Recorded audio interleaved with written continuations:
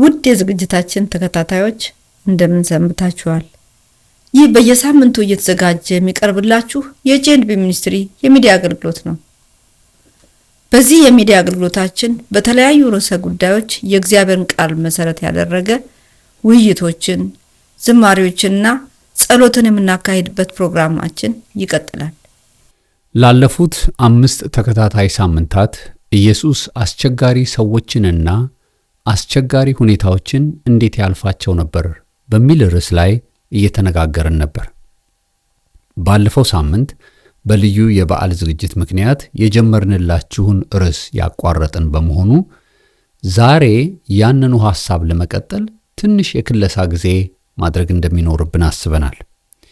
የውይይት ትምህርቱ ተያያዥነት እንዲኖረውና ለዚህ የሚዲያ አገልግሎታችን አዲስ ለሆናችሁት እንዲሁም ስትከታተሉም ለነበራችሁትም ጥሩ የማስታወስና የክለሳ ዝግጅት እንደሚሆንላችሁ ተስፋ እናደርጋለን። ስለዚህ ዛሬ የምናካሄደው መሰናዷችን በክለሳው ላይ ትኩረትን ያደረገ ይሆናል። አስቀድመን ግን እግዚአብሔር በቃሉ እንዲናገረን እንጸልይ። እግዚአብሔር ሆይ እናመሰግንሃለን። በዚህ ሰዓት ደግሞ ሁላችንም በያለንበት ሆነን ቃልህን ለማዳመጥ ልባችንም ጆሮአችንም የተከፈተ እንዲሆን እንለምናለን። በሚተላለፈው ዝማሬ በቃልህ ውስጥ እያለፍክ እንድታጽናናን፣ እንድትናገረን፣ እንድታስተምረን በዚህም ደግሞ ሕይወታችንን እንድትለውጠው እንለምናለን። በጌታ በኢየሱስ ስም አሜን።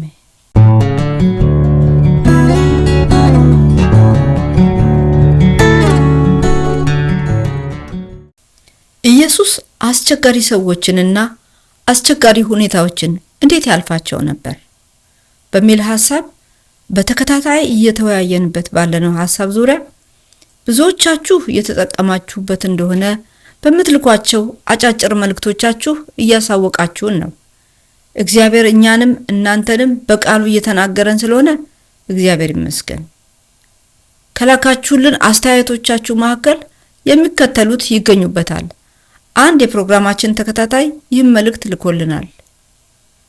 ስሜታዊ የሆኑ ሰዎች የራሳቸውን ብቻ ይናገሩና ለተቃራኒ ሰዎች እድል መስጠት አይፈልጉም። የራሳቸውን ብቻ እንዲሰሙና ሌላው ትክክል እንዳልሆነ ነው የሚያስቡት። አያዳምጡም፣ ማዳመጥም አይፈልጉም። በተለይ ጌታን የሚያውቁ ከሆነ በጣም ነው የሚያሳዝኑት። በጨለማ ያሉት እንኳን ፈጽሞ አይምሮ የላቸውም። እኔ በገዛ ቤተሰቦቼ ይህንን አይቻለሁ። ይህ ሁኔታ እኔንም ተፈታትኖኛል። በጣም ከባድ ነው።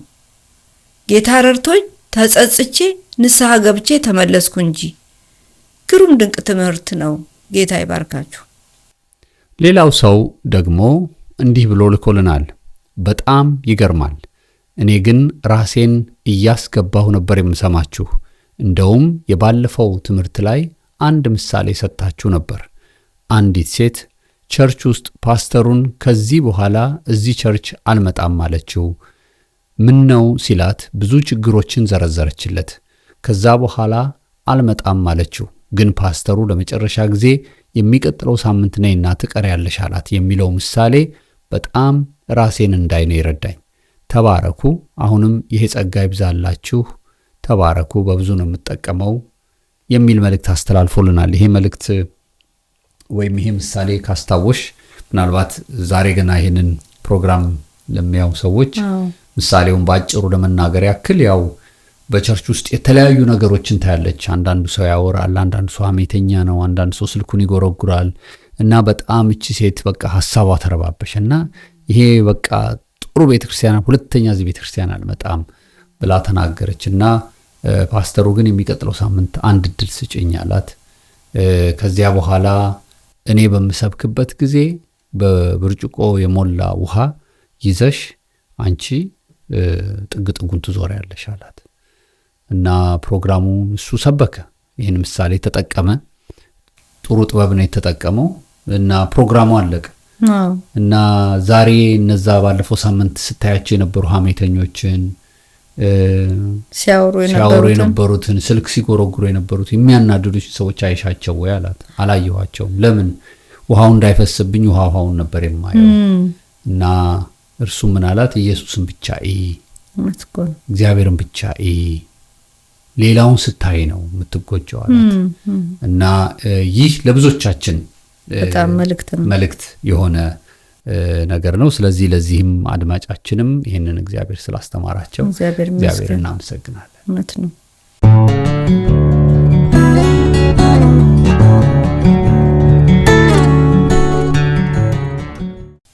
ሌላ አንድ መልእክት እንጨምርላችሁና እንዲህ ይላል መልእክቱ። ለኔ ይህ መልእክት መጣልኝ። በእውነት ጌታ ተናገረኝ። በማይረባ እዚህ ግባ በማይባል አሉባልታ ከሚመስል ወሬ ከወዳጆቼ ጋር ልቆራረጥ ነበር። ግን ይህን መልእክት በመስማቴ እንደገና ነገሩን እንዳስብና እንድመረምር ብሎም በጥበብ ማለፍ እንዳለብኝ ረድቶኛል። ጌታ ተናግሮኛል። ተባረኩ። እግዚአብሔር አገልግሎታችሁን ይባርክ ይላል። እነዚህንና ሌሎችን ማስተያየቶቻችሁን የላካችሁልንን ሁሉ እግዚአብሔር ይባርካችሁ። አሁን ወደ ትምህርቱ የክለሳ ዝግጅት ከመግባታችን በፊት አንድ ዝማሬን እናቀርብላችኋለን። ዝማሬው ይህ በጀመርንላችሁ ሐሳብ ዙሪያ መፍትሄ የሆነ ምሳሌ የሆነልን ጌታ ኢየሱስ ወደ ሕይወታችን የምንጋብዝበትን መልእክት የያዘ ዝማሬ ነውና አብራችሁን ከኛ ጋር እንድትዘምሩ እንጋብዛችኋለን።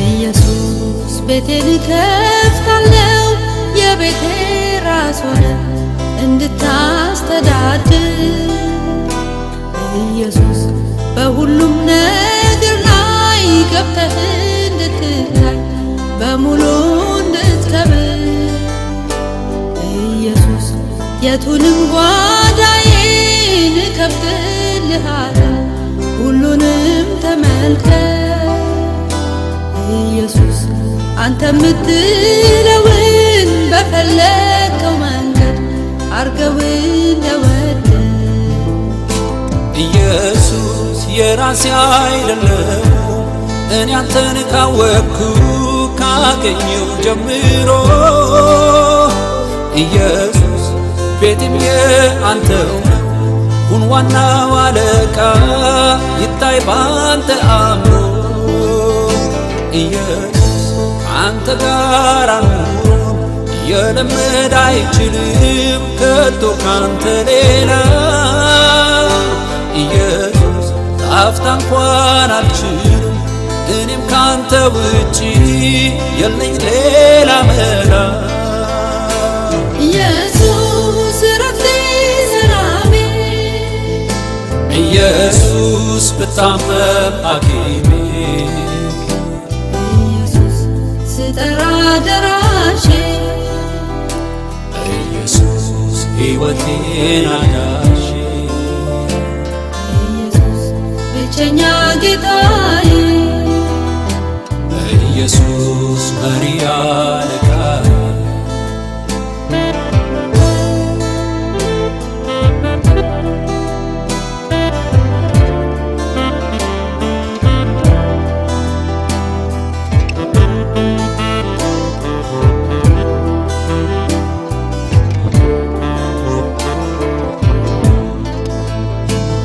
ኢየሱስ አንተ ገባህበት ሰላም ረፍት አግኝቶ ይኖራል በሕይወት ኢየሱስ አንተ የባረከው ያገኛል ደስታ አንዳች ሳይጎልበት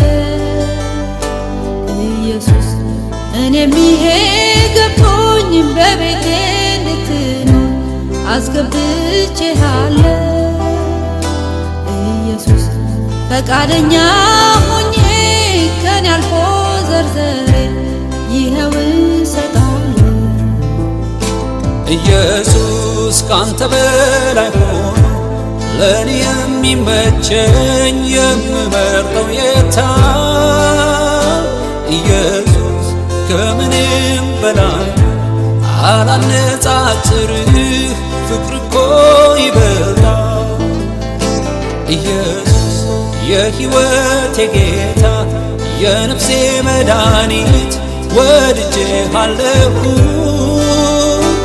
ኢየሱስ ልቤን የሚያባብል አንተ በላይ የሚሆን አንድም አላየሁ ኢየሱስ ሀብቴና ንብረቴ ኢየሱስ ጌጤና ውበቴ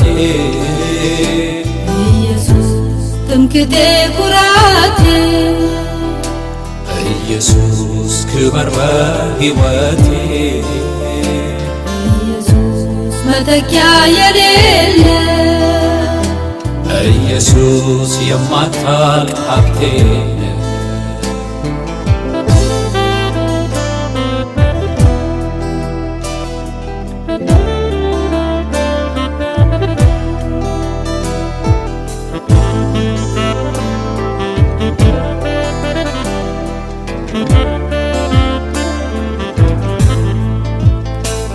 ኢየሱስ አንተ እንድትገዛኝ እንድትሆን መሪዬ እፈቅድልሃለሁ ኢየሱስ ትዳሬን ልጆቼን ያለኝን በሙሉ ላንተ ሰጥቻለሁ ኢየሱስ አንተ የገባህበት የተቆጣጠርከው ኩራቱ የሆንከው ኢየሱስ በምንም ያተርፋል ምርጫው በማድረጉ አንተ ስላለህ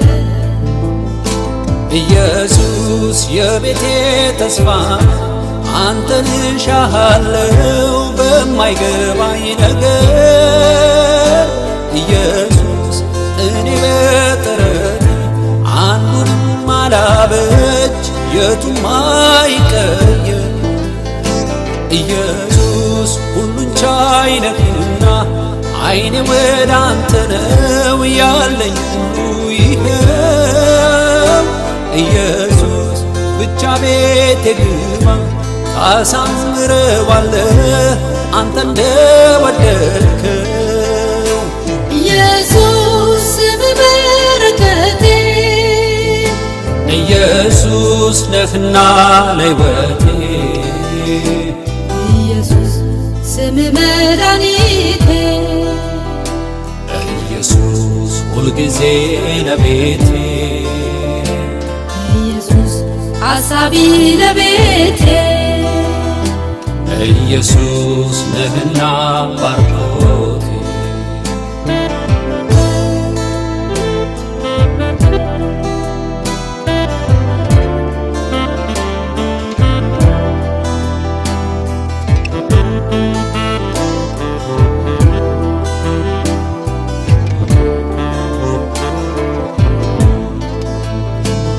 ኢየሱስ አልፈታ ያለኝ የተቆጣጠረ ቋጠሮ ይተውልኝ ኢየሱስ እኔም ቢያስቸግረኝ ላንተ አይቸግርህ እሰጣለሁ በእጅ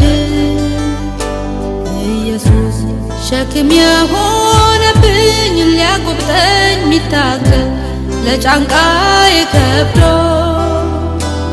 ኢየሱስ አንተ ስትገባ ሁሉም ይረገፋል በስምህ ተገዶ ኢየሱስ ይሄ ያዓለም ያቃተኝን ሁሉ ድካሜን ተመልከት ኢየሱስ አንተ ጋር ሲገናኝ የጠነከረብኝ አያለሁኝ ሲቀር ኢየሱስ ከሚታገለኝ ጋር በፍጹም አልኖርም መፍትሄ ነህና ኢየሱስ ሸክሜን አራግፌ ላንተ አሳይቼ ኖራለው በጤና ኢየሱስ ዘላለም ተስፋዬ ኢየሱስ አንተ ነህ ምርጫዬ ኢየሱስ ወዳጄ ዘመዴ ኢየሱስ የማትከዳኝ ጓዴ ኢየሱስ ሁሌ ሁሌ የምትረዳን ኢየሱስ ትምክህቴ ሆንክልኝ።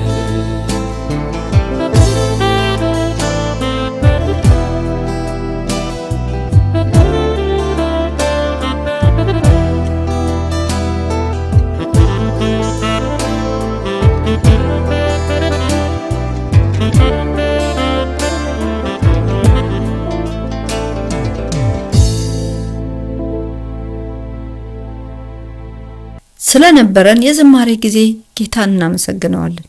እውነት ነው፣ ኢየሱስ ቤታችንን፣ ትዳራችንን፣ ህይወታችንን፣ አገልግሎታችንና አገራችንን ሁሉ ሲቆጣጠር ያኔ ሁሉ መልካም ይሆንልናል። ስለዚህ ራሳችሁንና ሁለንተናችሁን ለጌታ ያልሰጣችሁ በገዛ ፈቃዳችሁ እንድትሰጡት እንጋብዛችኋለን።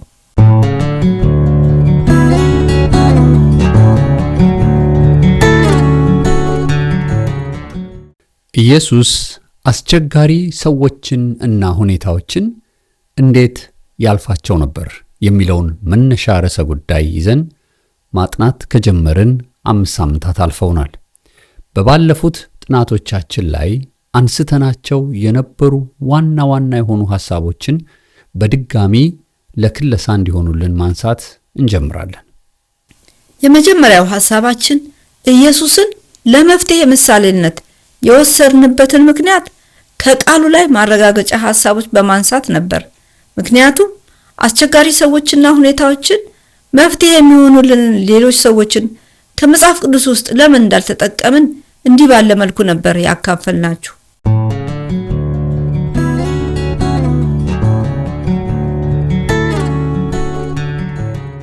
እንግዲህ በዚህ ምድር ስንኖር ለሚገጥሙን ፈተናዎች ሁሉ ትክክለኛ መፍትሄን የሚሰጠን እንደኛ ሰው ሆኖ በዚህ ምድር የተመላለሰውን የጌታችንን የኢየሱስ ክርስቶስን ምሳሌነት ብቻ በመጠቀም መፍትሄን እንደምናገኝ ሁላችሁ በዚህ ሐሳብ እንደምትስማሙ ተስፋ እናደርጋለን። ይህንን የምንልበት ትልቁ ምክንያት ትላንት በአንድ የሕይወት አቅጣጫ ጥሩ ምሳሌ ይሆኑልናል ያልናቸው ሰዎች ነገ በሌላ የሕይወት አቅጣጫ ደክመው ስለምናይ ልንሰናከልባቸው እንችላለን። ኢየሱስ ግን በሁሉ ተፈትኖ ያለፈ ሁሉን ድል ያደረገ ትክክለኛው ምሳሌያችን ሆኖልናል። የእርሱን መንገድ መከተል በትክክል ያዋጣል። ለዚህ አይደል በዕብራውያን 12 ቁጥር 2 ላይ እንዲህ የሚል ቃል የተጻፈልን የእምነታችን ጀማሪና ፍጹም አድራጊ የሆነውን ኢየሱስን እንመልከት ይላል። በአንደኛ ጴጥሮስ ምዕራፍ 2 ቁጥር 21 ላይም ሌላ ቃል ተጽፎልናል። ይህም ቃል የኢየሱስን ብቻ ፈለግ ወይም ምሳሌነት እንድንከተል የሚናገር ቃል ነው። የተጠራችሁትም ለዚሁ ነው። ምክንያቱም ክርስቶስ ስለ እናንተ መከራን የተቀበለው የእርሱን ፈለግ እንድትከተሉ ምሳሌን ሊተውላችሁ ነው ይላል። አያችሁ፣ ኢየሱስ በዚህ ምድር ሲመላለስ በእያንዳንዱ እንቅስቃሴው ለእኛ ምሳሌነትን ትቶልን ስለሚሄድ በጥንቃቄ በእያንዳንዱ ነገር እንደ አባቱ ፈቃድ ይንቀሳቀስ ነበር። እንደውም ራሱ ጌታ ኢየሱስ ስለዚህ ጉዳይ ሲናገር በዮሐንስ ወንጌል ምዕራፍ 13 ቁጥር 15 ላይ እንዲህ ብሏል፣ እኔ እንዳደረግኩላችሁ እናንተም እንደዚሁ እንድታደርጉ ምሳሌ ትቼላችኋለሁ ብሏል። በፊልጵስዩስ ምዕራፍ 2 ቁጥር 5 ላይ በጣም የታወቀ አንድ ቃል አለ። ይህ ቃል እንኳን ኢየሱስ ያደረገውን ነገር ሁሉ እንደ ምሳሌነት ልንወስደው ቀርቶ ውስጡ የነበረውን ሐሳብ እንኳ ሳይቀር ያንን ልንመስል እንደሚገባን አስረግጦ የሚናገር ጥቅስ ነው። ቃሉ እንደዚህ ነው የሚለው፣ በክርስቶስ ኢየሱስ የነበረው ያ አስተሳሰብ በእናንተም ዘንድ ይሁን ይላል። ሌላ ጥቅስ ደግሞ እንጨምርላችሁ። ይህም ጥቅስ ዛሬና እንደ ጌታ ፈቃድ በቀጣዮቹ ሳምንታት ለምንማረው ትምህርት መልህቅ ስለሚሆነን ነው። ምክንያቱም ከአስቸጋሪ ሰዎችና ከአስቸጋሪ ሁኔታዎች ጋር ኢየሱስ እንዴት እንደተመላለሰ ያንኑ ኮፒ አድርገን እኛም መመላለስ እንዳለብን ጥቅሱ ስለሚነግረን ነው።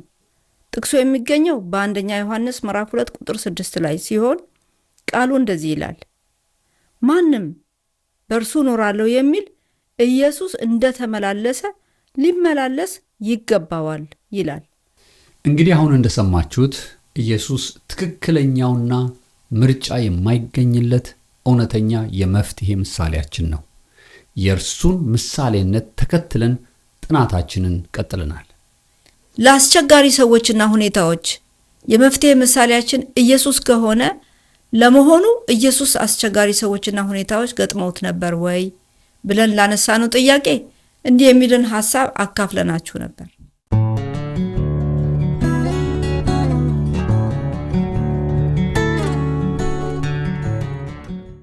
ምናልባት አንዳንዶቻችሁ አሁን እያወራን ያለነው ጉዳይ ስትሰሙ ለመሆኑ ኢየሱስ አስቸጋሪ ሰዎችና አስቸጋሪ ሁኔታዎች ውስጥ አልፏል እንዴ ብላችሁ ትጠይቁን ይሆናል።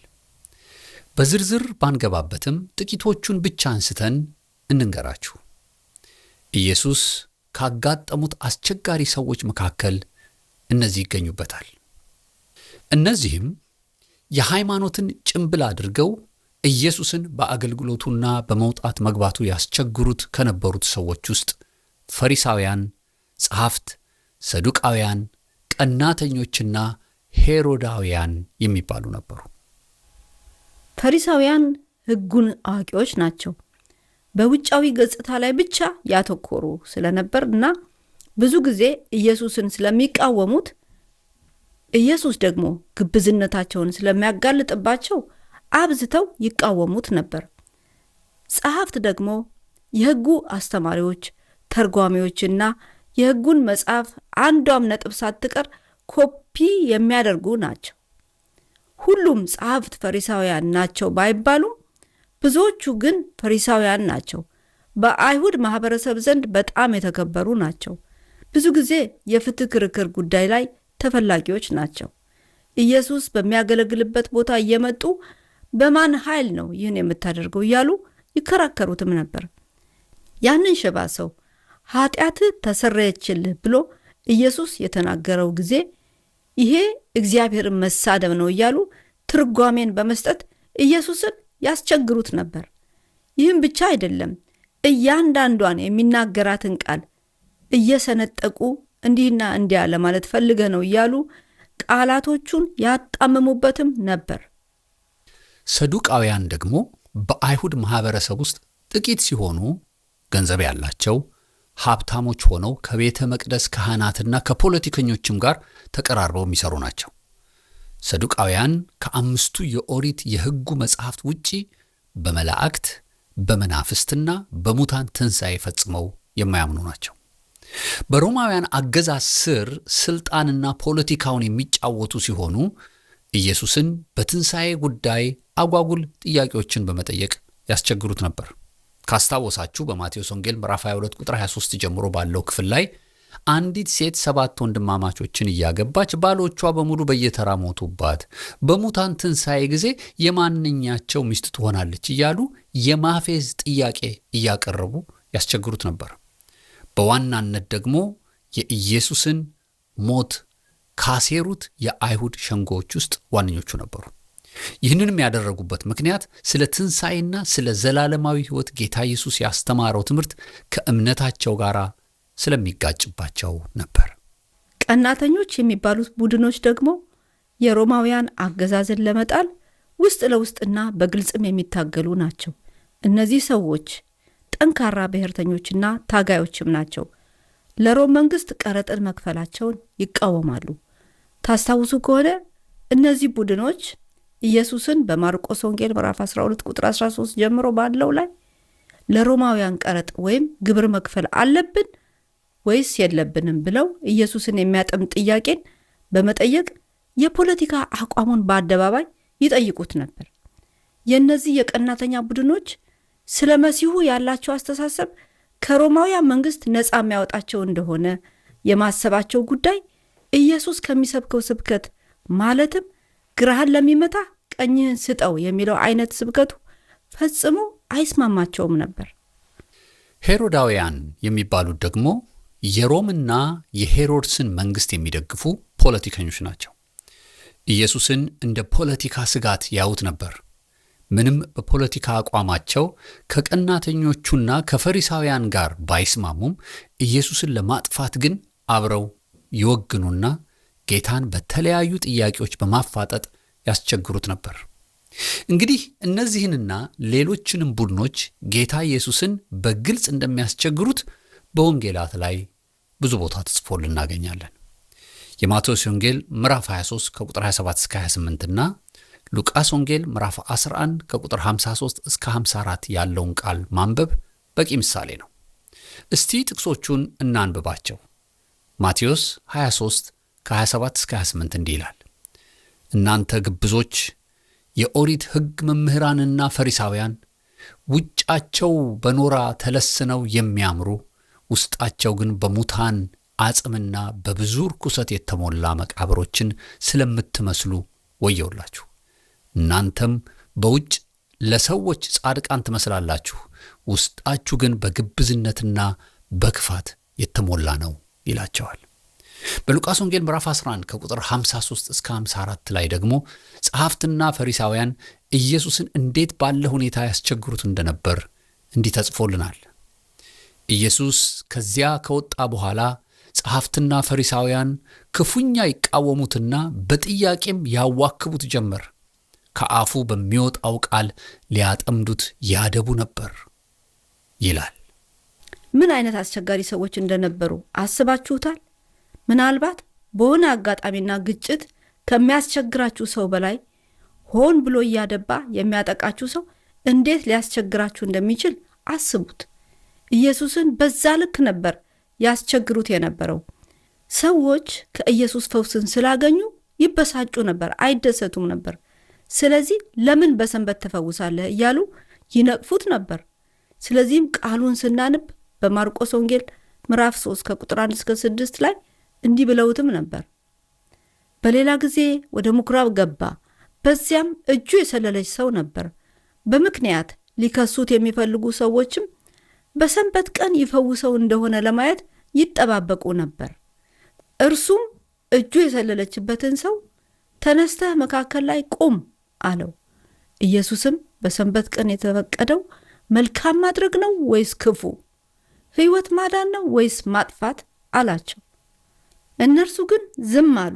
በልባቸው ደንዳናነት አዝኖ በዙሪያው የቆሙትን በቁጣ ተመለከታቸውና ሰውየውን እጅህን ዘርጋ አለው። ሰውየውም እጁን ዘረጋ፣ እጁም ፈጽሞ ደህና ሆነችለት። ፈሪሳውያንም እንዴት እንደሚገድሉት ከሄሮድስ ወገን ከሆኑት ጋር መመካከር ጀመሩ ይላል። ይህ ብቻ አይደለም። አጋንንት ያደረበትን ሰው ሲፈውስ ፈውሱን ያጣጣሉበት መንገድ በጣም የሚያሳዝን ነበር። እስቲ ቃሉ ላይ በማቴዎስ ወንጌል ምዕራፍ 12 ቁጥር 24 ላይ ያሉትን እናንብብ። ከዚህ በኋላ በጋኔን የተያዘ እውርና ድዳ የሆነ ሰው ወደ እርሱ አመጡ። ኢየሱስም ፈወሰው። ሰውየውም ማየትና መናገር ቻለ። ሕዝቡም ሁሉ ተደንቀው ይህ ሰው የዳዊት ልጅ ይሆንን አሉ። ነገር ግን ፈሪሳውያን ይህን በሰሙ ጊዜ ይህ ሰው አጋንንትን የሚያወጣው በአጋንንት አለቃ በብዔልዜቡል ብቻ መሆን አለበት አሉ ይላል። እንደው እኛ እንደዚህ አይነት ሰዎች በአገልግሎታችን ቢገጥሙን ስርስራችንን እየተከታተሉ የምናደርገውን ካፋችን የወጣውን ያን ሁሉ ያላልነውን ቢሉ እንዴት እንቸገር ይሆን? ኢየሱስ ግን እንደነዚህ አይነት አስቸጋሪ ሰዎች መካከል ሲያገለግል በምን አይነት ጥበብና መንገድ አስቸጋሪዎቹን ሰዎች እንደሚያልፋቸው ስናይ ብዙ የምንማርበትን ነገር እናገኛለን።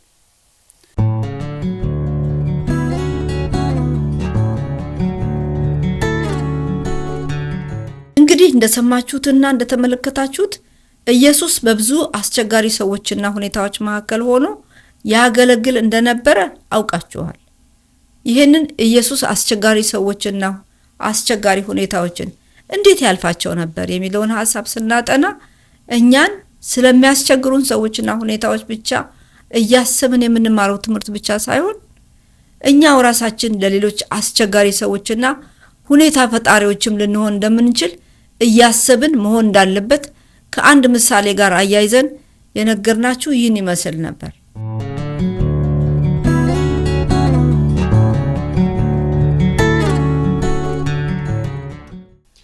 በዚህ ርዕሰ ጉዳይ ላይ መነጋገር ከጀመርን ጊዜ ጀምሮ ብዙዎቻችሁ የተነሳንበት ይህ ርዕስ በራሱ ትምህርቱን ለመማር እንደሳባችሁ ጽፋችሁልናል።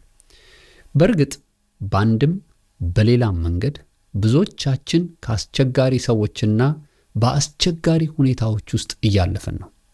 ግን እዚህ ላይ አንድ ነገር እንድናስተውል ልናሳስባችሁ እንወዳለን። ያም መሰላችሁ፣ ሁላችንም ከእኛ አቅጣጫ ላይ ሆነን ሌሎች አስቸጋሪ ሰዎችና ሁኔታዎችን የሚያደርጉብንን ነገር በማየት ሌሎችን አስቸጋሪ ናቸው እያለን እንደምንመለከት ሁሉ በሰዎቹ አቅጣጫ በኩል ደግሞ አስቸጋሪ ሰዎችና ሁኔታዎቹ እኛው ልንሆን እንችላለን የሚል አስባችሁ ታውቃላችሁ?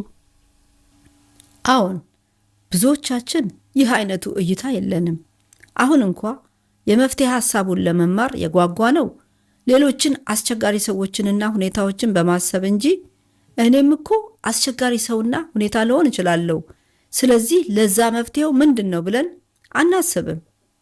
አንድ ሰባኪ እንዲህ የሚል ምሳሌን ሲናገር ሰማን። ይህ ሰባኪ የመጀመሪያ ወንድ ልጁ እድሜው እየጎረመሰ በመጣ ጊዜ በጣም ያስቸግረው ነበር። እንደ ድሮ አይታዘዘውም፣ አይሰማውም። በትምህርቱ ደካማ ሆነ። ጨዋታ እንጂ ቁም ነገርን የሚጠላ ሆነ። ጭራሽ አባቱ ላይ የማይገቡ ባህሪያትን ማሳየትም ጀመረ። በዚህ ጊዜ ይህ ሰባኪ ሲናገር እንዲህ አለ። በዚህ ወንድ ልጄ ምክንያት ብዙ እየተቸገርኩ ነው። ደግሞ በዚህ በተበላሸ ጠባዩ ምክንያት አስቸጋሪ ሁኔታዎች ውስጥ ይከተኛል። ስለዚህ አንድ ነገር መወሰን አለብኝ ብሎ አሰበ። ያም ሐሳብ ልጁን ከቤት ሊያባረረውና የሚኖርበትን የሚበላውን ሲያጣ ያኔ ይታረማል ብሎ አሰበ። ከዛም እንዳሰበው ልጁን ከቤት አባረረው። ልጁም ጎዳና ላይ ወጣ። ኃይለኛ እልህ ስለነበረው ልጁ የበለጠ አመጸ። በሰፈሩ ውስጥ ካሉ እጅግ አስቸጋሪ ልጆች ናቸው ከሚባሉ ጋር ገጠመ። የበለጠም ተበላሸ። በዚህ ጊዜ ይህ ሰባኪ ሁኔታው የበለጠ አሳሰበው። መፍትሄ ብሎ ያሰበው ነገር ልጁን ለበለጠ አመጽ እንደዳረገውም አወቀ። ምን ማድረግ እንዳለበት በጣም ግራ ተጋባ። መማረር፣ መቆጨት፣ ግራ መጋባቱ እየባሰ መጣ። በዚህ ጊዜ አንድ ነገር ሊያደርግ ወሰነ።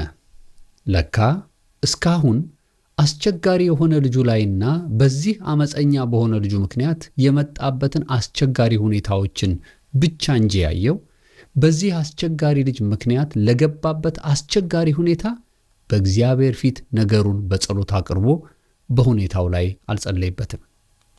ከዛ ይልቅ እንዴት የኔን የአባቱን ስም ያሰድባል፣ እንዴት ይንቀኛል፣ እንዴት የአገልጋይ ልጅ ሆኖ ይበላሻል እያለ በቁጣ አስቸጋሪ ልጁንና አስቸጋሪ ሁኔታውን ለመቆጣጠር እርምጃ ወሰደ እንጂ ረጋ ብሎና አስቀድሞ በእግዚአብሔር ፊት ጌታ ሆይ ልጅ አስቸጋሪ ልጅ ሆነብኝ፣ ከዚህም የተነሳ አስቸጋሪ ሁኔታ ውስጥ ገባብኝ ብሎ ወደ አምላኩ አልጸለይበትም።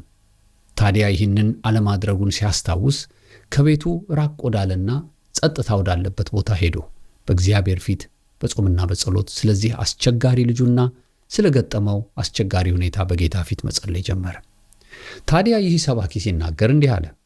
ስለ አስቸጋሪው ልጄ ለብዙ ቀናት ለመጸለይ ራሴን ሳዘጋጅ ገና ብዙም ቀናት ሳልጸልይ ነው እግዚአብሔር መፍትሄውን የሰጠኝ አለ።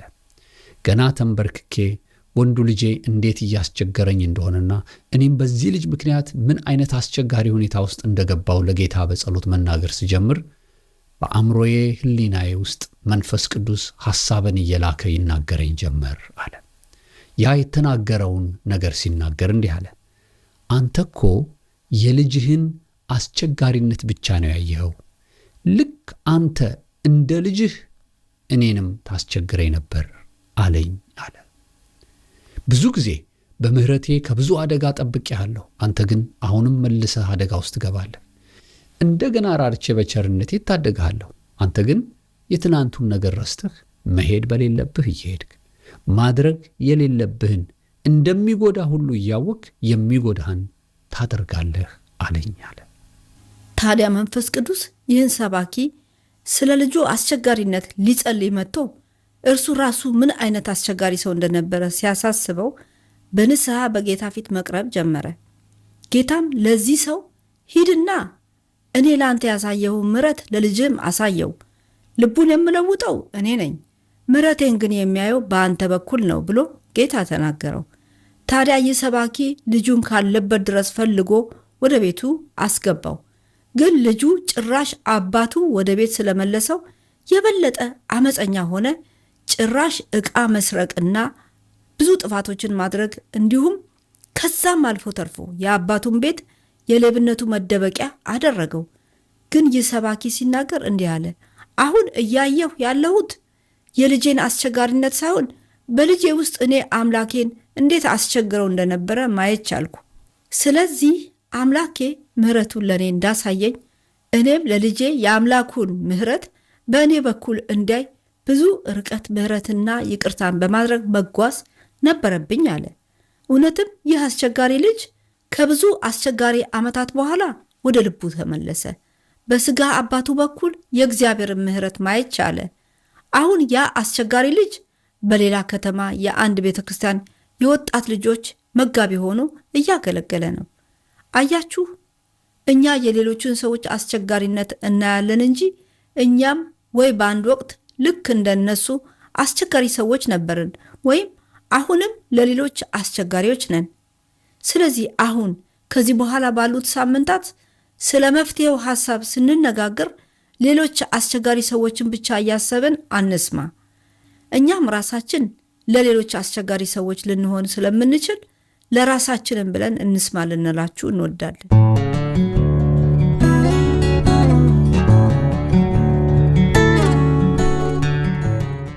እንግዲህ ኢየሱስ አስቸጋሪ ሰዎችንና ሁኔታዎችን እንዴት ያልፋቸው እንደነበረ የመፍትሄ መንገዶችን ስናጠና በመጀመሪያ ያነሳነው ሐሳብ ይህን ይመስል ነበር።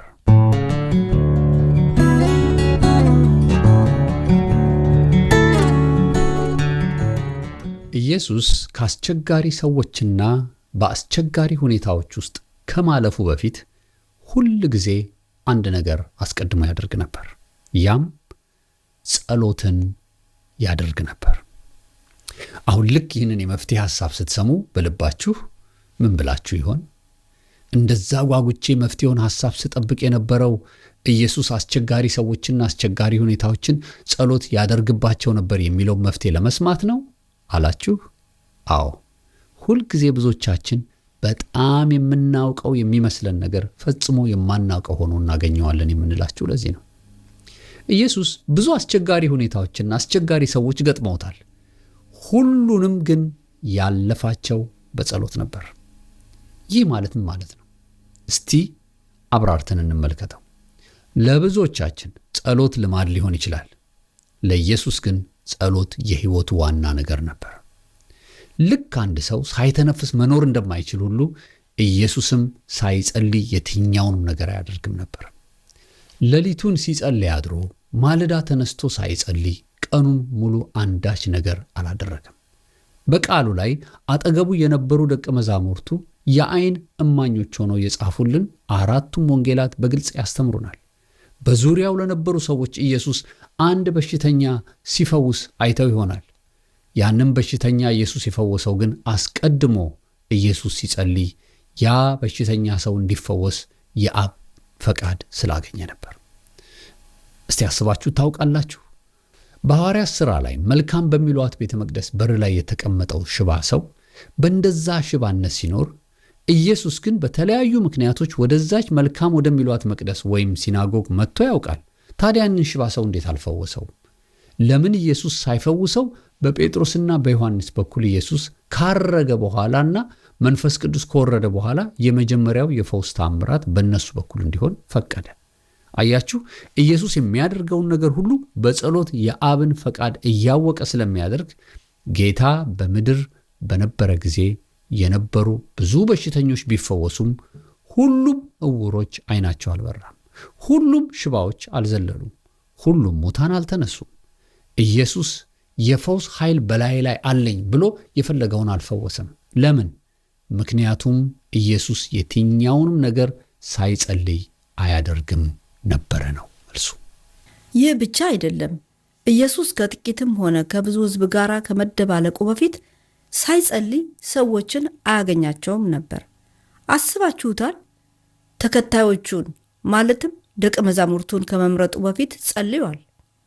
የሉቃስ ወንጌል ምዕራፍ 6 ከቁጥር 12 እስከ 16 ላይ የተጻፈውን ሳነበው ስሙ። ከነዚያም ቀናት በአንዱ ኢየሱስም ሊጸልይ ወደ ተራራ ወጥቶ ሌሊቱን ሁሉ ወደ እግዚአብሔር ሲጸልይ አደረ።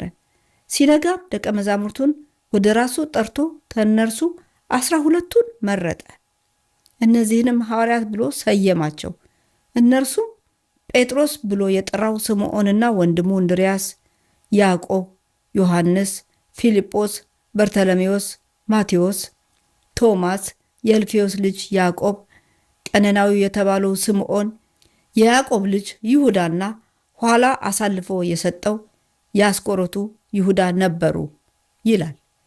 ተከታዮቹን ለመምረጥና ከሰማይ ሰማያት ወደ ምድር የመጣበትን ይህን ትልቁን የእግዚአብሔር መንግሥት መቅረቧን የሚያበስረውን የምስራች በዓለም ሁሉ ዙሪያ የሚያስተላልፉለትን ተከታዮቹን ለመምረጥ ከመወሰኑ በፊት ይህንን ትልቅ ውሳኔ አስቀድሞ ሌሊቱን ሁሉ ሲጸልይበት አደረ።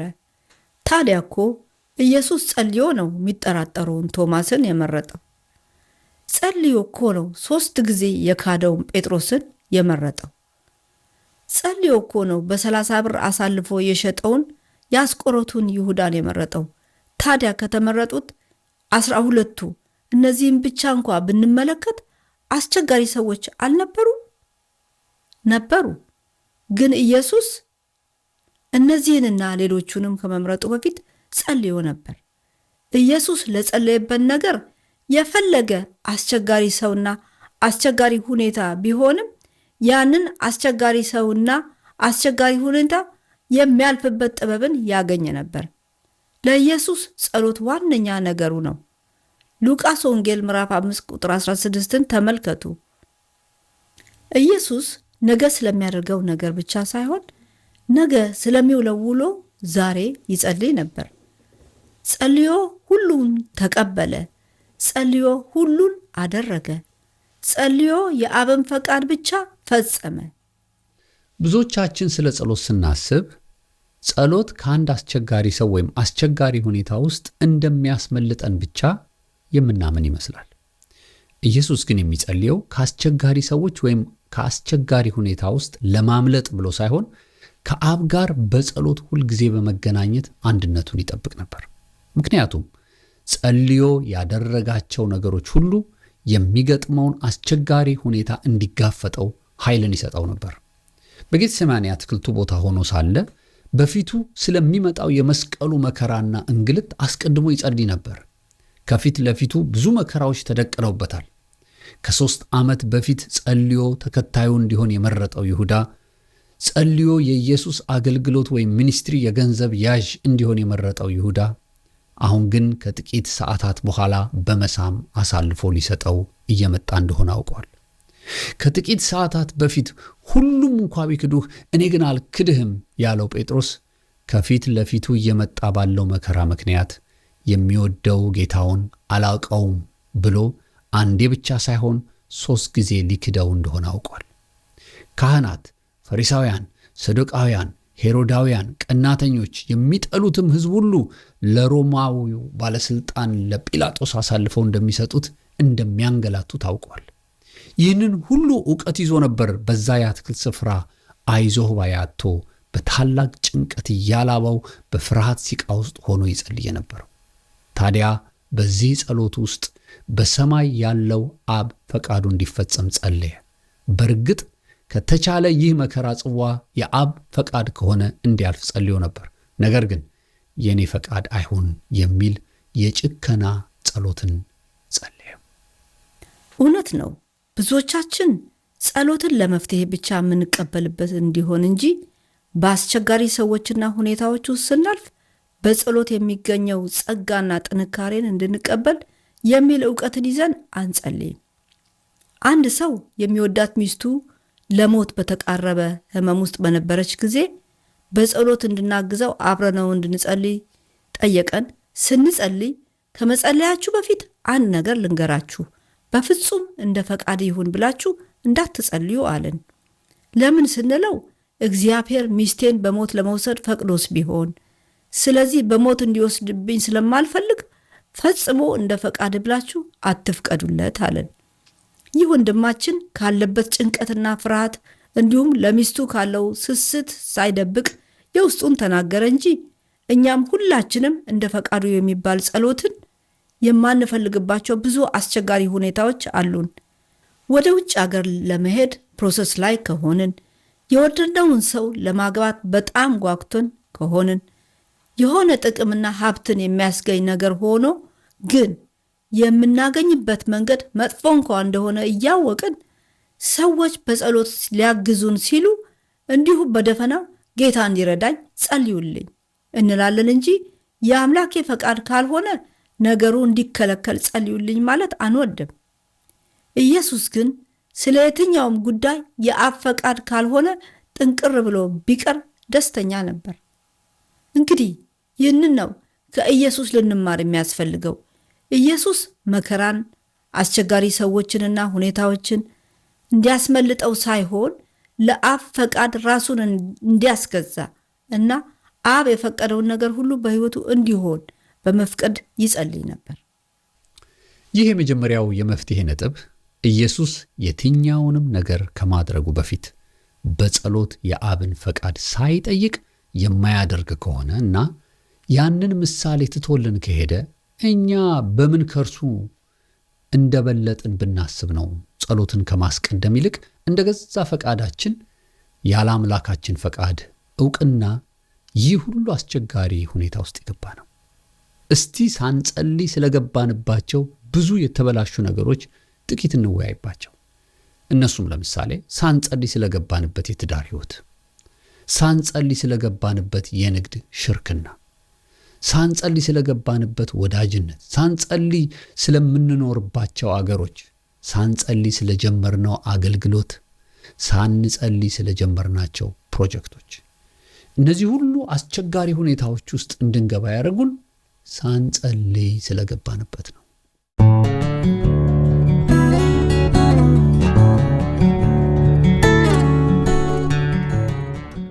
ጌታ ኢየሱስ ለአስቸጋሪ ሰዎችና ሁኔታዎች ሁለተኛው መፍትሄ መንገድ ደግሞ ይህ ነበር ተባብለናል።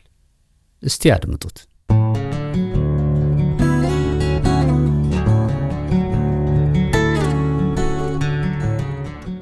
ኢየሱስ ከአስቸጋሪ ሰዎችና በአስቸጋሪ ሁኔታዎች ውስጥ ከማለፉ በፊት ሁል ጊዜ አንድ ነገር አስቀድሞ ያደርግ ነበር። ያም ጸሎትን ያደርግ ነበር። አሁን ልክ ይህንን የመፍትሄ ሐሳብ ስትሰሙ በልባችሁ ምን ብላችሁ ይሆን? እንደዛ ጓጉቼ መፍትሄውን ሐሳብ ስጠብቅ የነበረው ኢየሱስ አስቸጋሪ ሰዎችና አስቸጋሪ ሁኔታዎችን ጸሎት ያደርግባቸው ነበር የሚለው መፍትሄ ለመስማት ነው አላችሁ? አዎ። ሁልጊዜ ብዙዎቻችን በጣም የምናውቀው የሚመስለን ነገር ፈጽሞ የማናውቀው ሆኖ እናገኘዋለን የምንላችሁ ለዚህ ነው። ኢየሱስ ብዙ አስቸጋሪ ሁኔታዎችና አስቸጋሪ ሰዎች ገጥመውታል። ሁሉንም ግን ያለፋቸው በጸሎት ነበር። ይህ ማለት ምን ማለት ነው?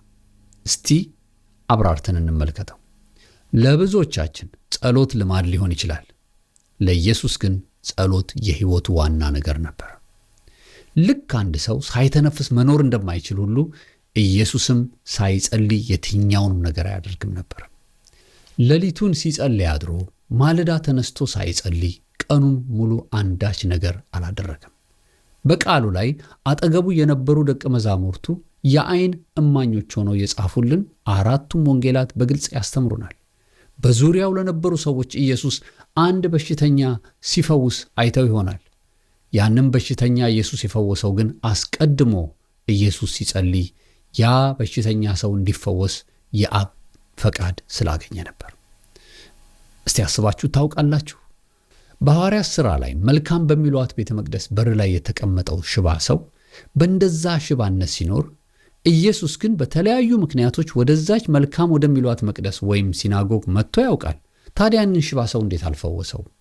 ለምን ኢየሱስ ሳይፈውሰው በጴጥሮስና በዮሐንስ በኩል ኢየሱስ ካረገ በኋላና መንፈስ ቅዱስ ከወረደ በኋላ የመጀመሪያው የፈውስ ተአምራት በእነሱ በኩል እንዲሆን ፈቀደ?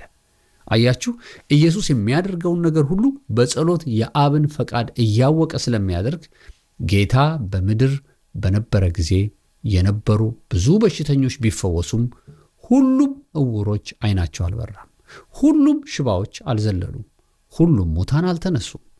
ኢየሱስ የፈውስ ኃይል በላይ ላይ አለኝ ብሎ የፈለገውን አልፈወሰም። ለምን? ምክንያቱም ኢየሱስ የትኛውንም ነገር ሳይጸልይ አያደርግም ነበረ ነው መልሱ። ይህ ብቻ አይደለም። ኢየሱስ ከጥቂትም ሆነ ከብዙ ሕዝብ ጋር ከመደባለቁ በፊት ሳይጸልይ ሰዎችን አያገኛቸውም ነበር። አስባችሁታል? ተከታዮቹን ማለትም ደቀ መዛሙርቱን ከመምረጡ በፊት ጸልዩዋል። የሉቃስ ወንጌል ምዕራፍ 6 ከቁጥር 12 እስከ 16 ላይ የተጻፈውን ሳነበው ስሙ።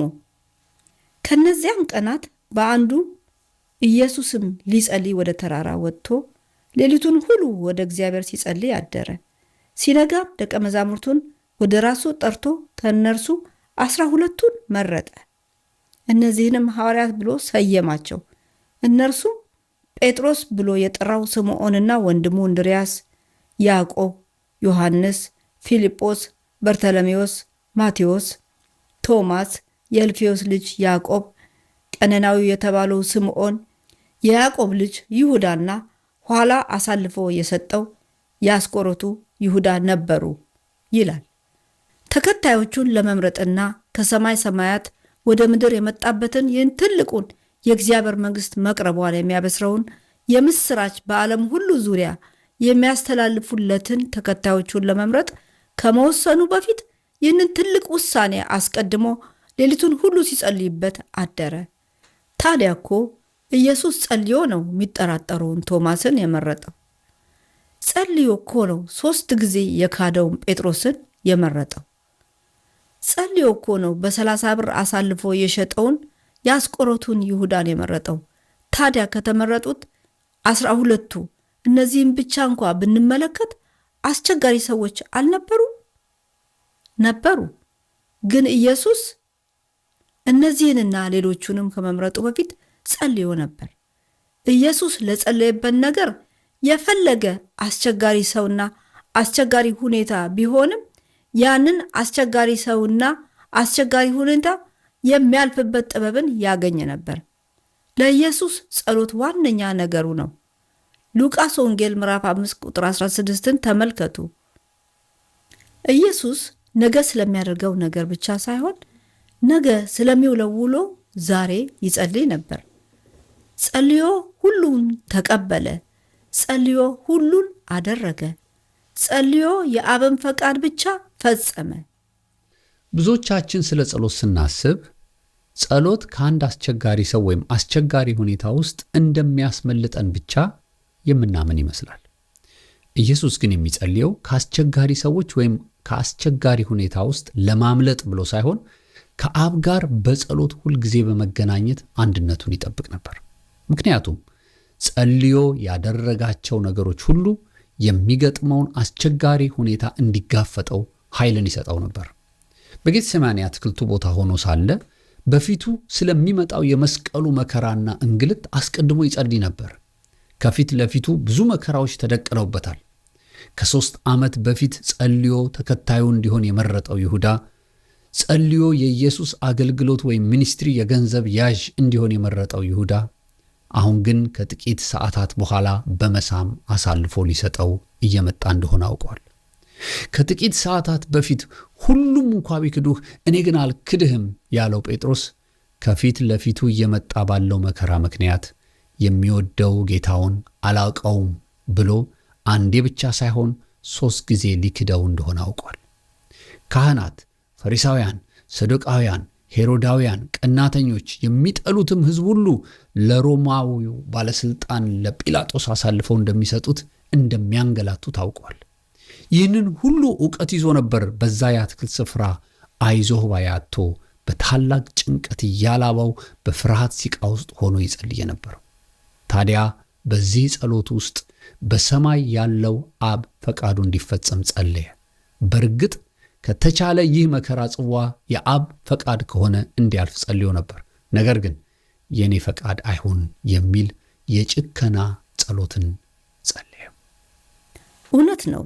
ብዙዎቻችን ጸሎትን ለመፍትሄ ብቻ የምንቀበልበት እንዲሆን እንጂ በአስቸጋሪ ሰዎችና ሁኔታዎች ውስጥ ስናልፍ በጸሎት የሚገኘው ጸጋና ጥንካሬን እንድንቀበል የሚል ዕውቀትን ይዘን አንጸልይ።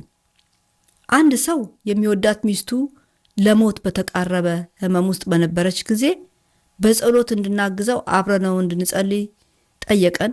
ስንጸልይ ከመጸለያችሁ በፊት አንድ ነገር ልንገራችሁ፣ በፍጹም እንደ ፈቃድ ይሁን ብላችሁ እንዳትጸልዩ አለን። ለምን ስንለው እግዚአብሔር ሚስቴን በሞት ለመውሰድ ፈቅዶስ ቢሆን፣ ስለዚህ በሞት እንዲወስድብኝ ስለማልፈልግ ፈጽሞ እንደ ፈቃድ ብላችሁ አትፍቀዱለት አለን። ይህ ወንድማችን ካለበት ጭንቀትና ፍርሃት እንዲሁም ለሚስቱ ካለው ስስት ሳይደብቅ የውስጡን ተናገረ እንጂ እኛም ሁላችንም እንደ ፈቃዱ የሚባል ጸሎትን የማንፈልግባቸው ብዙ አስቸጋሪ ሁኔታዎች አሉን። ወደ ውጭ አገር ለመሄድ ፕሮሰስ ላይ ከሆንን፣ የወደድነውን ሰው ለማግባት በጣም ጓጉተን ከሆንን፣ የሆነ ጥቅምና ሀብትን የሚያስገኝ ነገር ሆኖ ግን የምናገኝበት መንገድ መጥፎ እንኳን እንደሆነ እያወቅን ሰዎች በጸሎት ሊያግዙን ሲሉ እንዲሁ በደፈናው ጌታ እንዲረዳኝ ጸልዩልኝ እንላለን እንጂ የአምላኬ ፈቃድ ካልሆነ ነገሩ እንዲከለከል ጸልዩልኝ ማለት አንወድም። ኢየሱስ ግን ስለ የትኛውም ጉዳይ የአብ ፈቃድ ካልሆነ ጥንቅር ብሎ ቢቀር ደስተኛ ነበር። እንግዲህ ይህንን ነው ከኢየሱስ ልንማር የሚያስፈልገው። ኢየሱስ መከራን፣ አስቸጋሪ ሰዎችንና ሁኔታዎችን እንዲያስመልጠው ሳይሆን ለአብ ፈቃድ ራሱን እንዲያስገዛ እና አብ የፈቀደውን ነገር ሁሉ በሕይወቱ እንዲሆን በመፍቀድ ይጸልይ ነበር። ይህ የመጀመሪያው የመፍትሄ ነጥብ ኢየሱስ የትኛውንም ነገር ከማድረጉ በፊት በጸሎት የአብን ፈቃድ ሳይጠይቅ የማያደርግ ከሆነ እና ያንን ምሳሌ ትቶልን ከሄደ እኛ በምን ከርሱ እንደበለጥን ብናስብ ነው ጸሎትን ከማስቀደም ይልቅ እንደገዛ ፈቃዳችን ያለ አምላካችን ፈቃድ ዕውቅና ይህ ሁሉ አስቸጋሪ ሁኔታ ውስጥ የገባ ነው። እስቲ ሳንጸልይ ስለገባንባቸው ብዙ የተበላሹ ነገሮች ጥቂት እንወያይባቸው። እነሱም ለምሳሌ ሳንጸልይ ስለገባንበት የትዳር ሕይወት፣ ሳንጸልይ ስለገባንበት የንግድ ሽርክና፣ ሳንጸልይ ስለገባንበት ወዳጅነት፣ ሳንጸልይ ስለምንኖርባቸው አገሮች፣ ሳንጸልይ ስለጀመርነው አገልግሎት፣ ሳንጸልይ ስለጀመርናቸው ፕሮጀክቶች። እነዚህ ሁሉ አስቸጋሪ ሁኔታዎች ውስጥ እንድንገባ ያደረጉን ሳንጸልይ ስለገባንበት ነው።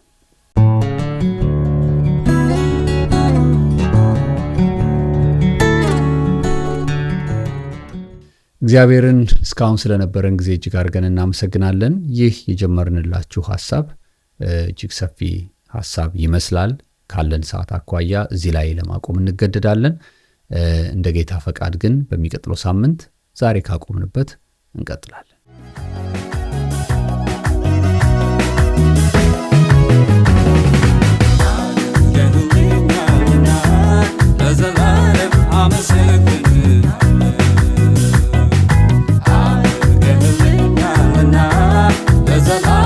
I'm a